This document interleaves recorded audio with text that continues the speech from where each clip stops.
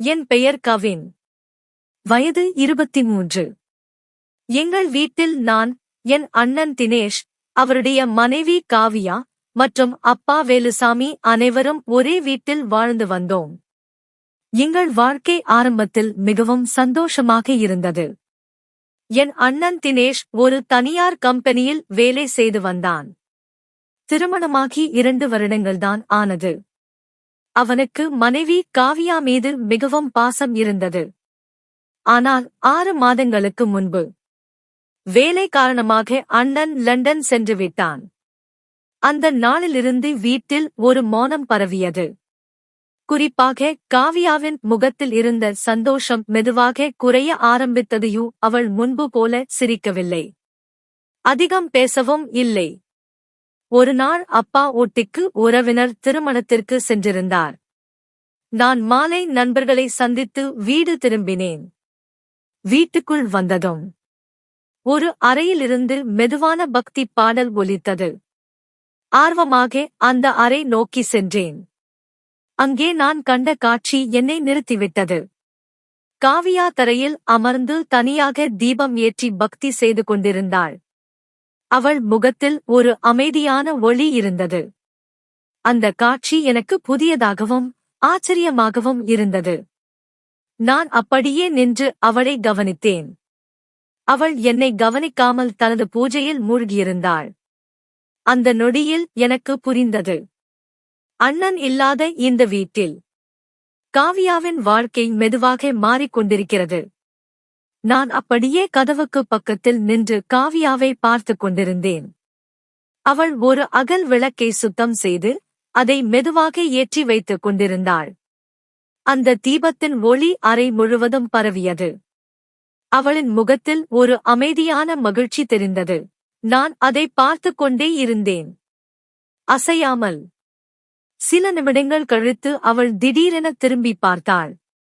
கவின், நீங்க எப்போ வந்தீங்க என்று திடுக்கிட்டு கேட்டாள். நான் சற்று சிரித்துக் கொண்டே சொன்னேன், நீங்க பஜனை பண்ணுறதை பார்த்துட்டு இருந்தேன் அண்ணி. உங்களை டிஸ்டர்ப் பண்ண வேண்டாம்னு நின்றுட்டேன். அவள் ஒரு நொடி அமைதியாகிவிட்டாள். அவளுக்கு என்ன சொல்லணும்னே தெரியல போல இருந்தது. அவள் மெதுவாக எழுந்து சமையலறைக்குப் போனாள். நானும் என் அறைக்குப் போனேன். ஆனா என் மனசுல அந்த காட்சி திரும்ப திரும்ப வந்துகிட்டே இருந்தது. அண்ணன் இல்லாத இந்த வீட்டில் அண்ணி இப்படி தனியாக பக்தியில் மூழ்க ஆரம்பிச்சிருக்காங்க. அது ஏன் என்று எனக்கு ஆர்வமாக இருந்தது. அந்த நாளுக்குப் பிறகு காவியா அண்ணி என் கண்களில் அடிக்கடி பட ஆரம்பித்தாள். ஆனா அவள் பேசுவது குறைந்து கொண்டே போனது. வீட்டில் அவள் வேலை செய்து கொண்டே இருப்பாள். சமையல், சுத்தம், பூஜை, இதே ரொட்டீன். ஒரு நாள் நான் ஹாலில் அமர்ந்து இருந்தேன். அப்போ என் தம்பி வந்தான். அவனோட விளையாடுவது எனக்கு சின்ன வயசு நினைவுகளை கொடுக்கும். நான் அவனோட விளையாடிக்கிட்டிருந்தேன். அந்த நேரத்தில் காவியா அண்ணி அறைக்குள் வந்தாள். என்னை பார்த்ததும் அவள் நின்று விட்டாள். கவின், நீங்க குழந்தை மாதிரி விளையாடுறீங்களே என்று மெதுவாக கேட்டாள். நான் சிரித்துக்கொண்டே சொன்னேன், அண்ணி, இது எனக்கு ரொம்ப பிடிச்ச விஷயம். மனசு ரிலாக்ஸ் ஆகும். அவள் ஒரு நொடி என்னை பார்த்தாள். அவள் பார்வையில் ஒரு விசித்திரமான யோசனை இருந்தது. சரி என்று மட்டும் சொல்லிவிட்டு வெளியே போய்விட்டாள். அந்த பார்வை எனக்கு கொஞ்சம் இருந்தது. அன்னைக்கு என்ன ஆச்சு என்று எனக்கே கேள்வி வந்தது. அந்த நாளுக்குப் பிறகு அவள் என்னிடம் கொஞ்சம் மென்மையாக பேச ஆரம்பித்தாள். ஆனா அதே நேரத்தில் அவளுக்குள் ஏதோ ஒரு தனிமை இன்னும் அதிகமாக இருந்தது. வீடு முழுக்க அமைதியாயிருந்தது. நான் என் ரூமில் இருந்தேன். அப்போ கதவு மெதுவாக நாக் ஆனது. நான் திறந்தேன். காவியா அண்ணி நின்றிருந்தாள். கவின், உன்கிட்ட ஒரு விஷயம் சொல்லணும் என்று மெதுவாக சொன்னாள். நான் உடனே கவனமாக கேட்டேன். சொல்லுங்க அண்ணியூட். அவள் ஒரு நொடி தயங்கினாள். பின் சொன்னாள், நீங்க எனக்கு பஜனை செய்ய உதவி பண்ண முடியுமா? நான் ஆச்சரியப்பட்டேன். நான், எனக்கு அதெல்லாம் தெரியாதே அண்ணி. அவள் மெதுவாக சிரித்தாள். நான் கற்றுத் தர்றேன். நீங்க மட்டும் கூட இருந்தா போதும் ஹூட். அந்த வார்த்தை கொஞ்சம் வித்தியாசமா இருந்தாலும் அவள் கண்களில் இருந்த நம்பிக்கை என்னை சம்மதிக்க வைத்தது. சரி அண்ணி, நான் ஹெல்ப் பண்றேன் ஹூட். அவள் முகத்தில் முதல் முறையாக ஒரு சிறிய சந்தோஷம் தெரிந்தது. அவள் உடனே சொன்னாள், அப்போ இப்போவே ஆரம்பிக்கலாமா? நான் ஒரு நொடி யோசித்து, சரி என்று சொன்னேன். அவள் என்னை பூஜை அறைக்கு கூட்டிச் சென்றாள். அங்கே அகல் விளக்கு இருந்தது. அந்த ஒளி முழு அறையையும் அமைதியாக மாற்றியது. அந்த நிமிஷத்தில் எனக்கு புரியவில்லை, இந்த ஒரு சின்ன உதவி தான் எங்கள் வாழ்க்கையை மெதுவாக மாற்றப் போகிறது என்று. அந்த பூஜை அறையில் நாங்கள் இருவரும் அமர்ந்தோம். அகல் விளக்கின் ஒளி மெதுவாக அசைந்து கொண்டிருந்தது. காவியா அண்ணி ஒரு சிறிய தீபத்தை காட்டினாள். கவின், இதுலதான் திரி போடணும் என்று சொன்னாள். நான் கவனமாக பார்த்து கொண்டே இருந்தேன். இதுவரை நான் இதெல்லாம் பண்ணதே இல்ல அண்ணி என்று சொன்னேன். அவள் மெதுவாக சிரித்தாள். பரவாயில்லை, நான் சொல்லித் தர்றேன் ஹூட். அவள் என் அருகில் வந்து மெதுவாக வழி காட்டினாள். நான் அவள் சொன்னபடி திரி வைத்தேன். அவள் கையில் எண்ணெய் இருந்தது. இப்படி ஊற்றணும் என்று சொல்லி காட்டினாள்.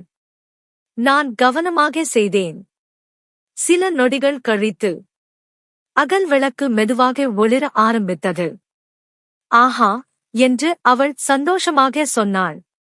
அந்த நொடி அவள் முகத்தில் ஒரு புதிய சந்தோஷம் தெரிந்தது. நாங்கள் இருவரும் அமைதியாக அமர்ந்து பஜனை தொடங்கினோம்.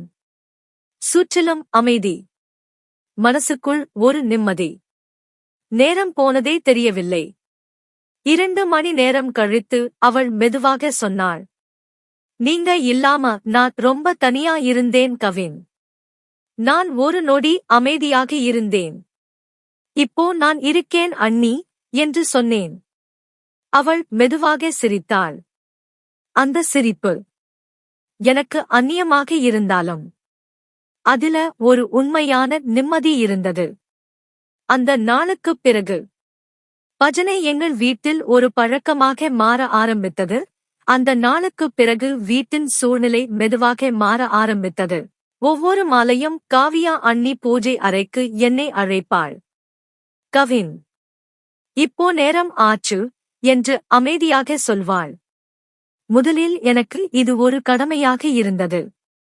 ஆனால் நாள்கள் செல்ல செல்ல அது ஒரு அமைதியான பழக்கமாக மாறியது. அகல் விளக்கின் ஒளி, மெதுவான பஜனை சத்தம், அந்த அமைதி என் மனசை கொஞ்சம் கொஞ்சமாக லேசாக்க ஆரம்பித்தது. ஒரு நாள் நான் கவனித்தேன். காவியா அண்ணி முன்பை விட சிரிக்க ஆரம்பித்திருந்தாள்.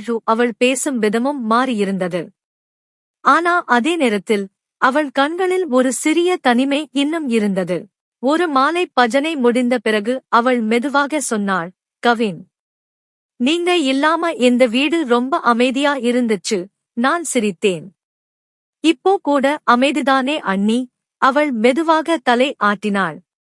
இல்ல, இப்போ இந்த அமைதி நல்ல அமைதியூட். அந்த வார்த்தை எனக்கு கொஞ்சம் வித்தியாசமா இருந்தது. அந்த நிமிஷத்தில் என் அப்பா வெளியூரிலிருந்து போன் பண்ணினார். நான் இன்னும் ஒரு வாரம் கழிச்சு வர்றேன், கவனமா இருங்க என்று சொன்னார். நான் சரி என்று வைத்தேன். காவியா அண்ணி என்னை பார்த்தாள். இப்போ நீங்க எனக்கு இன்னும் அதிக உதவி பண்ணணும் என்று சிரித்தாள். நான் சிரித்துக்கொண்டே சொன்னேன், சரி அண்ணி, ஆனா எனக்கு தெரியவில்லை அந்த ஒரு வாரம்தான் எங்கள் வாழ்க்கையில் இன்னொரு மாற்றத்தின் ஆரம்பம் என்று. அப்பா இன்னும் ஒரு வாரம் கழித்து வருவார் என்று சொன்ன நாள் முதல் வீட்டில் ஒரு விதமான அமைதி இன்னும் அதிகமாகிவிட்டது. மாலை ஆனதும் காவியா அண்ணி உடனே பூஜை அறைக்குப் போய்விடுவாள். நானும் அவளுடன் சேர்ந்து பஜனை செய்ய ஆரம்பித்திருந்தேன். ஆனா அந்த நாளில் எல்லாம் கொஞ்சம் வித்தியாசமாக இருந்தது. மாலை நேரம் மழை மெதுவாக பெய்ய ஆரம்பித்தது. வீட்டின் உள்ளே வெளிச்சம் குறைந்து அகல் விளக்கின் ஒளி மட்டும் மெதுவாக அசைந்தது. நான் பூஜை அறைக்கு சென்றபோது காவியா அண்ணி ஏற்கனவே இருந்தாள். அவள் வழக்கத்தை விட சற்று அமைதியாக இருந்தாள். கவின், இன்று கொஞ்சம் சீக்கிரம் தொடங்கலாம் என்று சொன்னாள். நான் தலை ஆட்டினேன். பஜனை தொடங்கியது. ஆனா சில நிமிடங்களிலேயே எனக்கு ஒரு விசித்திரமான உணர்வு வந்தது. வெளியில் காற்று வேகமாக வீசும் சத்தம், ஜன்னல் தட்டும் ஒலி, ஆனால் உள்ளே அவள் குரல் மட்டும் அமைதியாக இருந்தது. நான் கவனிக்காமல் இருந்தேன். பஜனை முடிந்ததும் அவள் மெதுவாக எழுந்தாள். நீங்க இப்போ கொஞ்சம் வெளியே போயிட்டு வாங்க கவின் என்று சொன்னாள். நான் ஆச்சரியப்பட்டேன். இப்போவா அண்ணி? அவள் சிரித்தாள். ஆனால் அந்த சிரிப்பில் ஒரு சோர்வு இருந்தது. ஆமா, நான் கொஞ்சம் தனியா இருக்கணும். நான் அமைதியாக வெளியே வந்தேன். ஆனா மனசுக்குள் ஒரு கேள்வி மட்டும் இருந்தது. அன்னைக்கு என்னாச்சு? அந்த இரவு வீடு முழுக்க அமைதியாயிருந்தாலும் அந்த அமைதி இப்போ எனக்கு பழைய மாதிரி நிம்மதியா இல்ல. அந்த இரவு நான் என் அறையில் படுத்திருந்தேன். ஆனா தூக்கம் வரல. வீடு முழுக்க அமைதி இருந்தாலும் அந்த அமைதி எனக்கு சற்று அழுத்தமாக இருந்தது.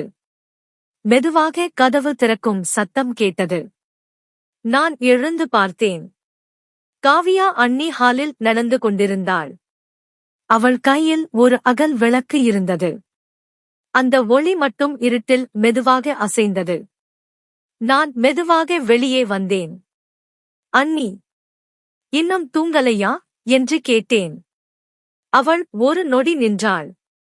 தூக்கம் வரல கவின் என்று மெதுவாக சொன்னாள். நான் அவள் அருகே சென்றேன். என்னாச்சு அண்ணி? நீங்க சமீபத்தில் ரொம்ப அமைதியா இருக்கீங்க. அவள் ஒரு ஆழமான மூச்சு விட்டாள். சில விஷயங்கள் சொல்ல முடியாது கவின். ஆனா மனசுல இருந்து போக மாட்டேங்குதியூட். நான் அவளை பார்த்தேன். அண்ணன் இல்லாததாலையா? அவள் ஒரு நொடி கண்களை கீழே பார்த்தாள். ஒருவேளை அதுதான் காரணமா இருக்கலாம். அந்த பதில் எனக்கு முழுசா புரியல. அவள் மெதுவாக சொன்னாள், நீங்க இல்லாம இருந்தா எப்படி இருக்கும் என்று நான் இப்போ உணர்றேன். அந்த வார்த்தை என் மனசை சற்று கனமாக்கியது. நான் மெதுவாக சொன்னேன், நான் இருக்கேன் அண்ணி. நீங்க தனியா இல்லையூட். அவள் ஒரு சிறிய சிரிப்பு சிரித்தாள். ஆனா அந்த சிரிப்பில் இப்போ ஒரு நம்பிக்கை இருந்தது. அந்த இரவு எங்கள் வீட்டில் முதல் முறையாக ஒரு அமைதியான உறவு மெதுவாக ஆழமாக ஆரம்பித்தது. அடுத்த சில நாட்களில் வீட்டின் சூழ்நிலை இன்னும் மென்மையாக மாறியது. காவியா அண்ணி முன்பு இருந்த அந்த சோகம் மெதுவாக குறைந்தது போல இருந்தது. அவள் சிரிப்பும் பேசும் விதமும் கொஞ்சம் இயல்பாக மாற ஆரம்பித்தது. நானும் அவளுக்கு உதவி செய்யும் பழக்கத்தில் முழுமையாக இறங்கிவிட்டேன். ஒருநாள் காலை அவள் சமையலறையில் வேலை செய்து கொண்டிருந்தாள். நான் ஹாலில் இருந்தேன். அப்போ அவள் குரல் கேட்டது. கவின், இங்க வாங்க. நான் சென்றேன். அவள் ஒரு சிறிய பாக்கெட்டை காட்டினாள். இது நம்ம பஜனைக்கு தேவையான சில பொருட்கள். கடைக்கு போய் வாங்கிட்டு வர முடியுமா? நான் சிரித்தேன். சரி அண்ணி, இப்போவே போயிட்டு வர்றேன். நான் கிளம்பினேன். கடைக்கு போய் திரும்பி வந்தேன்.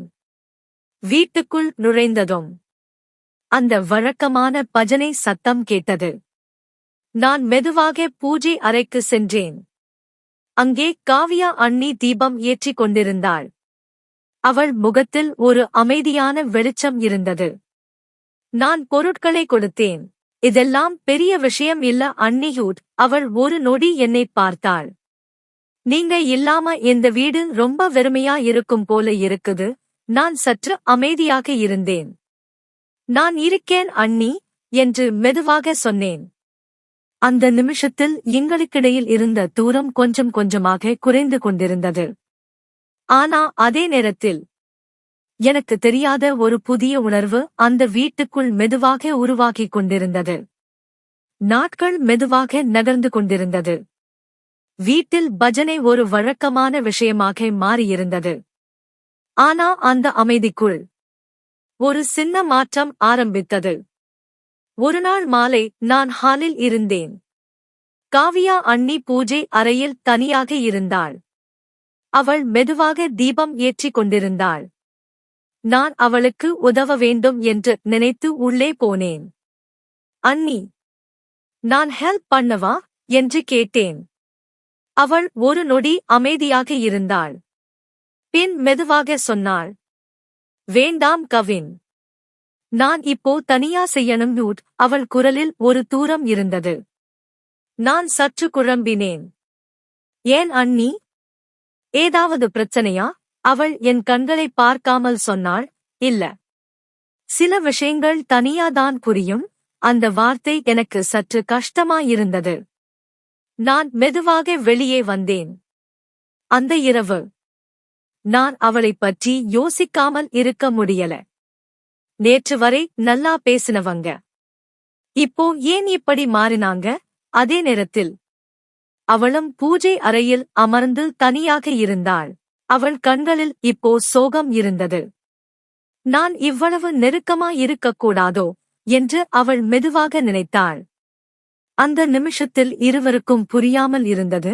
ஒரு சாதாரண உதவி என்று தொடங்கியது இப்போ ஒரு உணர்ச்சியின் குழப்பமாக மாறிக்கொண்டிருந்தது. அந்த அமைதியான மாற்றம் நீண்ட நேரம் நீடிக்கவில்லை. ஒருநாள் காலை நான் வெளியே போய் திரும்பி வந்தபோது வீட்டுக்கு அருகிலிருந்த 2 பெண்கள் பேசிக் கொண்டிருந்ததை கேட்டேன். அவன் அண்ணன் இல்லாத நேரத்துல இவங்க ரொம்ப க்ளோஸ் ஆகஸ்ட் இருக்காங்க போல என்று ஒருவர் மெதுவாக சொன்னார். மற்றொருவர் சிரித்துக்கொண்டே, வீட்டுக்குள்ள என்ன நடக்குதோ யாருக்குத் தெரியும்? அந்த வார்த்தைகள் என் காதில் விழுந்ததும் நான் ஃப்ரீஸ் ஆயிட்டேன். என்ன பேசுறாங்க இவர்கள் என்று மனசுக்குள் கோபம் வந்தது. நான் உடனே வீட்டுக்குள் வந்தேன். காவியா அண்ணி சமையலறையில் இருந்தாள். நான் எதுவும் சொல்லாமல் ஹாலில் அமர்ந்தேன். ஆனா அந்த பேச்சு என் மனசுல ஓடிக்கிட்டே இருந்தது. சற்று நேரம் கழித்து அவள் என்னிடம் வந்தாள். கவின், ஏன் முகம் இப்படி இருக்கு என்று கேட்டாள். நான் தயங்கினேன். பின் மெதுவாக சொன்னேன், வெளியே சில பேர் நம்ம பத்தி பேசுறாங்க அண்ணி. அவள் ஒரு நொடி அமைதியாக இருந்தாள். அவள் கண்களில் ஒரு கலக்கம் தெரிந்தது. நான் தான் காரணமா என்று மெதுவாக கேட்டாள். நான் உடனே சொன்னேன், இல்ல அண்ணி, நீங்க எதுவும் தப்பா செய்யலையோ. ஆனா அந்த வார்த்தை அவளுக்கு முழுமையாக நிம்மதி கொடுக்கல. அந்த நாளுக்குப் பிறகு வீட்டில் இருந்த அந்த பழைய சிரிப்பு மெதுவாக குறைய ஆரம்பித்தது. நான் உதவி செய்றேன் என்ற எண்ணம் கூட இப்போ ஒரு சந்தேகமாக மாறிக்கொண்டிருந்தது. அந்த கிசுகிசுக்களுக்குப் பிறகு வீட்டின் சூழ்நிலை மெதுவாக மாற ஆரம்பித்தது. காவியா அண்ணி முன்பு போல சிரிக்கவில்லை. நானும் அவளிடம் சாதாரணமாக பேச முயன்றாலும் ஒரு விதமான தயக்கம் இருவரிடமும் உருவானது. ஒருநாள் மாலை பஜனைக்கு நான் சென்றேன். ஆனா அந்த நாள் அவள் என்னை வழக்கம் போல அழைக்கவில்லை. நான் தானாகவே பூஜை அறைக்குள் போனேன். அவள் தீபம் ஏற்றிக் கொண்டிருந்தாள். நான் மெதுவாக கேட்டேன், அண்ணி, இப்போ பஜனை ஆரம்பிக்கலாமா? அவள் ஒரு நொடி என்னை பார்த்தாள். பின் மெதுவாக சொன்னாள், இன்னைக்கு வேண்டாம் கவின். அந்த வார்த்தை எனக்கு சற்று வித்தியாசமாக இருந்தது. ஏன் அண்ணி? அவள் கண்களை கீழே பார்த்தாள். சில விஷயங்கள் இப்போ கொஞ்சம் டிஸ்டன்ஸ் இருக்கணும் போல இருக்கு. நான் அமைதியாக நின்றேன். நான் ஏதாவது தப்பா பண்ணேனா என்று மெதுவாக கேட்டேன். அவள் உடனே தலை ஆட்டினாள். இல்ல, நீங்க எதுவும் தப்பா பண்ணல. ஆனா அவள் குரலில் இருந்த குழப்பம் என்னை இன்னும் குழப்பியது. நான் மெதுவாக வெளியே வந்தேன். அந்த இரவு முழுக்க நம்ம உறவு ஏன் இப்படி மாறுது என்ற கேள்வி மட்டும் என் மனசுல இருந்தது. அதே நேரத்தில் காவியா அண்ணி அறையில் தனியாக அமர்ந்து யோசித்தாள். நான் இப்படி நடக்கக்கூடாது இல்லையா என்று அவள் மனசுக்குள் கேள்வி எழுந்தது. அந்த நிமிஷத்தில் இருவருக்கும் புரியாமல் இருந்த ஒரு உண்மை மெதுவாக உருவாகிக் கொண்டிருந்தது. அடுத்த சில நாட்கள் வீட்டில் அமைதி இன்னும் அதிகமாகிவிட்டது. காவியா அண்ணி என்னை குறைவாகவே பேசினாள். நானும் அவளிடம் நேரடியாக பேச தயங்கினேன்.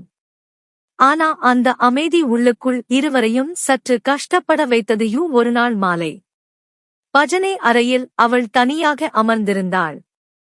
நான் மெதுவாக உள்ளே சென்றேன். குட் அண்ணி என்று அழைத்தேன். அவள் தலை தூக்கினாள். அந்த பார்வையில் பழைய வார்ம்த் இல்லை, ஒரு சோர்வு மட்டும் இருந்தது. நான் மெதுவாக சொன்னேன், நம்ம இப்படியே பேசாம இருக்க வேண்டாம் அண்ணி. அவள் ஒரு நொடி அமைதியாக இருந்தாள். பின் மெதுவாக சொன்னாள், கவின், சில உறவுகள் நம்ம நினைச்ச மாதிரி வளரக்கூடாது. அந்த வார்த்தை எனக்கு சற்று கஷ்டமாயிருந்தது. நான் உங்களுக்கு உதவிதான் பண்ணேன் அண்ணி என்று சொன்னேன். அவள் தலை ஆட்டினாள். அதற்கு நான் நன்றிதான் சொல்றேன். ஆனா இப்போ மக்கள் பேச ஆரம்பிச்சுட்டாங்க. நான் அமைதியாக இருந்தேன். அவள் மெதுவாக சொன்னாள், நான் உனக்கு தாய் மாதிரி இருக்கணும் கவின். அதுதான் சரி. அந்த வார்த்தை கேட்டதும் எனக்கு உள்ளே ஒரு சின்ன அதிர்ச்சி வந்தது. நான் மெதுவாக தலை ஆட்டினேன். சரி அண்ணி. அந்த நிமிஷத்தில் இருவருக்கும் புரிந்தது. ஒரு தவறான புரிதல் வளராமல் தடுக்கப்பட்டது. ஆனா அதே நேரத்தில் ஒரு அழகான நெருக்கம் மெதுவாக தூரமாகிக் கொண்டிருந்தது. அந்த நாளுக்குப் பிறகு வீட்டில் எல்லாமே பழைய மாதிரி அமைதியாக இருந்தது. ஆனால் அது முன்போல இயல்பான அமைதி இல்லை. காவியா அண்ணி என்னிடம் அதிகம் பேசவில்லை. நானும் தேவையில்லாமல் அவளிடம் செல்லவில்லை. ஒருநாள் காலை நான் ஹாலில் இருந்தேன். அவள் சமையலறையில் வேலை செய்து கொண்டிருந்தாள். அவள் கையில் இருந்த அகல் விளக்கு மட்டும் மெதுவாக எரிந்து கொண்டிருந்தது. அந்த நேரத்தில் அவள் திடீரென சொன்னாள், கவின், அப்பா வர இன்னும் சில நாள்தான். நான் ஆமா என்று மட்டும் சொன்னேன். சில நொடிகள் அமைதி இருந்தது. பின் அவள் மெதுவாக சொன்னாள், அப்பா வந்த பிறகு எல்லாம் நார்மல் ஆகிடும் டூட். நான் அவளை பார்த்தேன். இப்போவும் நார்மல் தான் அண்ணி. அவள் ஒரு சின்ன சிரிப்பு சிரித்தாள். ஆனா அந்த சிரிப்பில் நிம்மதி இல்லை. அந்த நாள் மாலை நான் வெளியே போய் வந்தபோது வீடு இன்னும் அமைதியாக இருந்தது. ஆனா உள்ளே ஏதோ ஒரு மாற்றம் நடக்கிறது என்று எனக்கு உணர்ந்தேன். அந்த இரவு நான் என் அறையில் இருந்தேன்.